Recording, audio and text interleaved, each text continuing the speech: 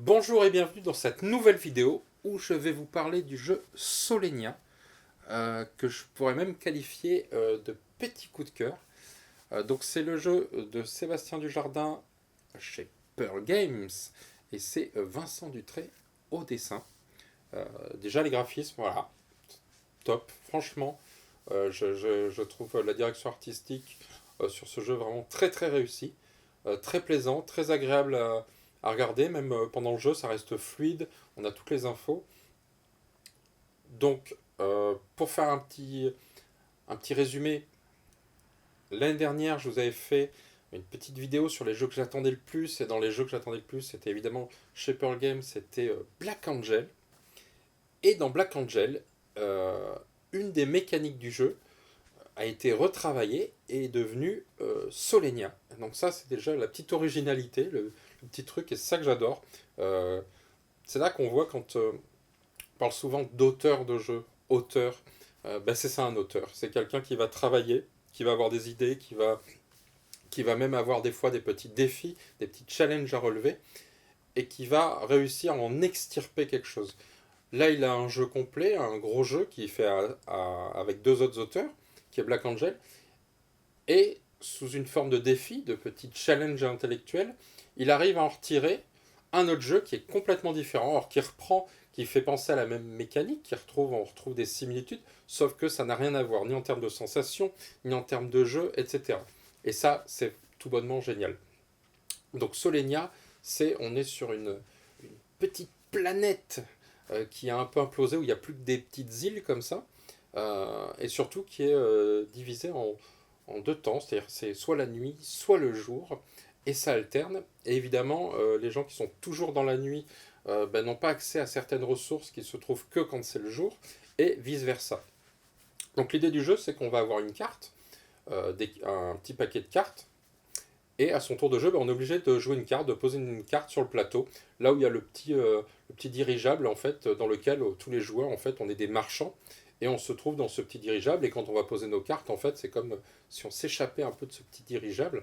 Et avec ces cartes, on va se poser sur des îles, et ça va nous permettre de récupérer des ressources qu'on mettra sur notre plateau personnel.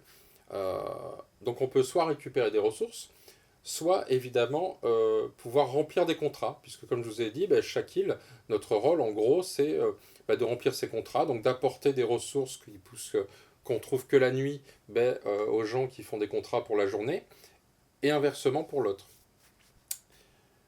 Autre petite chose, c'est qu'on va pouvoir faire avancer le dirigeable. Et quand le dirigeable avance, en fait, y a une partie du plateau qu'on va enlever, qui est sous forme de bandelette, qu'on va enlever, qu'on va retourner et qui va se revenir devant. Et c'est comme ça qu'en fait l'alternance entre le jour et la nuit, entre le terrain jour et le terrain nuit, va se faire. Donc déjà là on a quelque chose d'assez original, d'assez plaisant. Franchement on aime bien celui qui retourne. Est-ce que je peux le faire s'il vous plaît? Donc voilà. Sauf que, je vous ai dit, quand on pose des cartes, on a des ressources. En fait, on a une première chose qui se passe quand on pose des cartes. La deuxième chose, c'est que quand le dirigeable avance et que donc le plateau, une bandelette du plateau s'en va, s'il y avait nos cartes dessus, il se passe autre chose. C'est-à-dire qu'on peut encore récupérer soit des ressources, soit des points de victoire. Puisque c'est un jeu à points de victoire, et ça, c'est toujours très bien en fait dans les jeux. Donc voilà, il y a deux temps en fait. Et c'est ça qui est intéressant. C'est un jeu vraiment où, ce qu'on pourrait appeler un pick and delivery, c'est-à-dire je prends des ressources pour les amener à un endroit, donc pour faire les contrats. Mais surtout, c'est un jeu voilà, très accessible. C'est ça que je trouve génial. On est en termes de règles, c'est très bien écrit. Si on vous l'explique, voilà, ça s'explique en 3 minutes. En termes de difficulté, de complexité, pour moi, on est dans la même gamme que du Century, du Splendor, etc. Quoi. Sur des jeux très accessibles, mais avec autant de profondeur. Et c'est ça qui fait la force de Solenia. Donc la chose, ça va être vraiment, on est sur de l'anticipation tout le temps. Euh, Là où il y a des jeux où on fait de l'opportunisme, là pas du tout. Là on va devoir se placer pour récupérer les ressources qui nous intéressent pour aller prendre plus tard les fameux contrats pour faire nos points. Ce que je vous ai pas dit, c'est quand on récupère un contrat, on le met chez nous, donc ça nous fera des points de victoire, ça nous fait des points de victoire à la fin de la partie, ça nous fait mais aussi des bonus, c'est-à-dire d'autres ressources. Donc aussi on va chercher à réfléchir à quel contrat on va faire, donc jour ou nuit, ça ne sera pas la même chose. Donc le truc, c'est de toujours anticiper.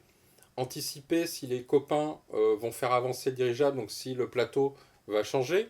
Anticiper sur les contrats, est-ce qu'on va pas me le prendre avant, qu'est-ce que j'ai besoin comme ressources.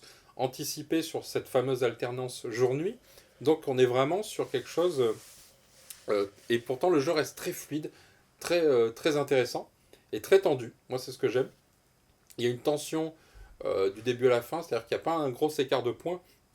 Chaque point, il faut aller le chercher, il faut aller se battre. Faut essayer de ne pas faire d'erreur.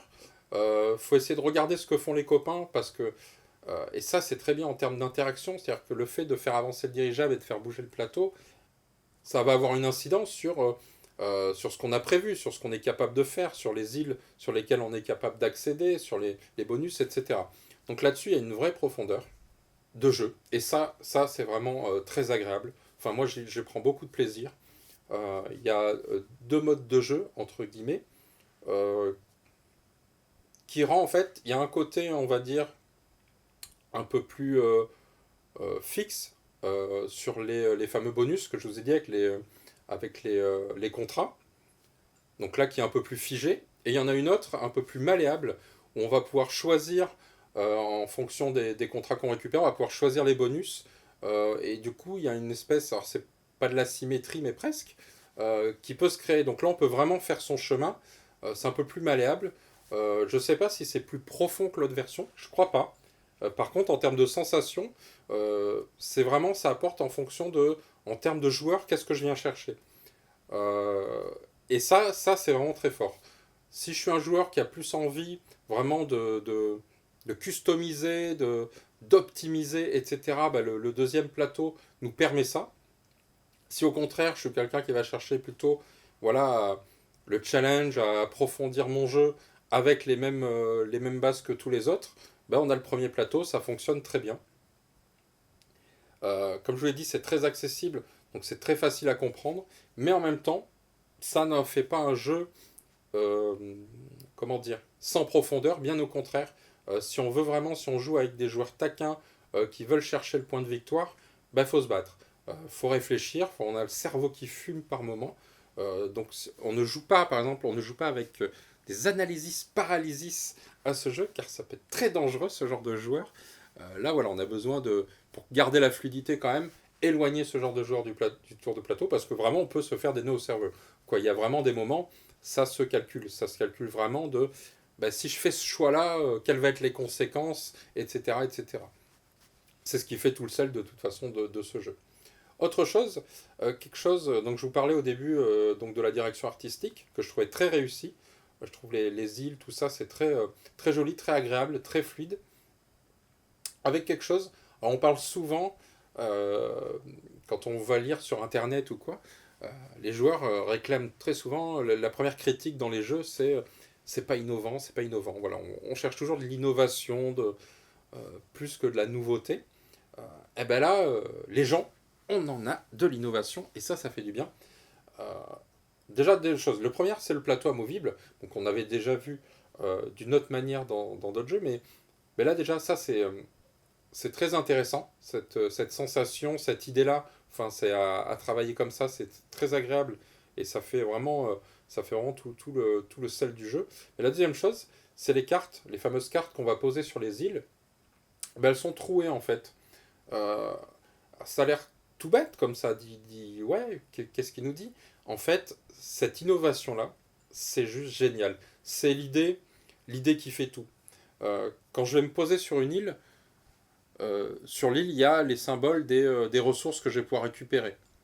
Euh, Avec le trou, ben, je vois donc visuellement, en termes de sensation, de fluidité de jeu, de ça fait tout. Enfin, moi, j'adore ça dans tous les jeux. J'aime bien regarder le travail éditorial. Il y a toujours le travail de l'auteur. Moi, j'aime bien sur les mécaniques, sur les sensations, qu'est-ce qui est fait. Et il y a le travail de l'éditeur aussi. Et là, sur le matériel, bah, là, l'auteur et l'éditeur elle-même. Donc, forcément, ça a dû être plus facile pour prendre des décisions, quoique je ne sais pas. Mais voilà, cette idée qui semble toute simple, elle est juste géniale. Génial d'y avoir pensé, génial d'avoir trouvé techniquement comment la réaliser, parce que ça fait tout. Enfin moi à chaque fois je suis sidéré dans le jeu quand j'y joue. avec cette simple idée de me dire, voilà, je pose ma carte, c'est lisible, on comprend tout de suite, tout le monde peut voir, enfin bon, c'est le petit, la petite cerise, voilà. Donc quand on parle d'innovation, très souvent, bah, ça pour moi, voilà, ça c'est une innovation, ça fait du bien, ça montre que le jeu de société on a toujours sous le capot, quoi, il y a toujours des choses à mettre en place. Euh, En plus, franchement, enfin moi, c'est ce jeu, j'en suis à 4 ou 5 parties, je crois que j'ai fait en tout. C'est toujours aussi plaisant. Je trouve pas de lassitude. J'ai toujours. Alors, certes, il n'y a pas X axes de développement différents, même s'il y a quand même plusieurs stratégies, dont une que je n'arrive pas, mais je suis sûr qu'elle est bien payante, qui est d'aller jusqu'au bout avec tous les contrats, mais je pense qu'il y a moyen d'aller prendre que du petit contrat. Enfin voilà, il y a du petit contrat, du gros contrat. J'ai l'impression qu'il y a quelques axes stratégiques quand même. C'est pas non plus à foison. Mais par contre, c'est pas ça qu'on va chercher en fait, j'ai l'impression. C'est vraiment cette sensation de bagarre en fait qu'il y a de course. C'est-à-dire qu'on joue que 16 cartes dans toute la partie et tous les joueurs, on joue tous le même nombre de cartes. Donc en fait, c'est vraiment l'optimisation. À chaque fois, c'est comment je vais faire et pour me battre mon propre score, pour essayer de me faire mieux, mais surtout, quelle va être la meilleure stratégie à mettre en place en fonction des décisions des autres. Donc ça, c'est ce qui fait le jeu. Donc, fluidité, accessibilité, euh, éditorialement réussi, c'est très bien. Évidemment, comme on est chez Ludema, on a toujours envie de critiquer, de dire des choses pas gentilles, parce qu'on est comme ça.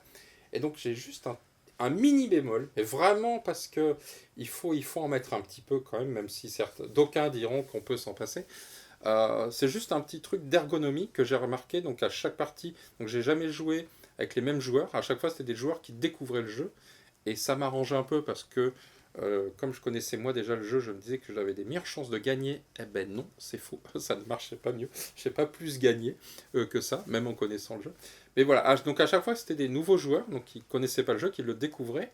Et systématiquement, on a eu le même petit souci. Alors c'est vraiment un souci qui s'estompe très vite. Mais en début de partie, en fait, donc, quand je vous ai dit, on récupère des contrats et on a des bonus. Les bonus sont numérotés 1, 2, 3, 4, 5.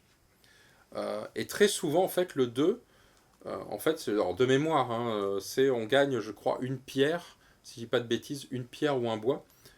Sauf que le petit numéro du bonus, donc qui s'appelle numéro 2, on a l'impression qu'il faut récupérer deux pierres. Et donc souvent les gens se trompent.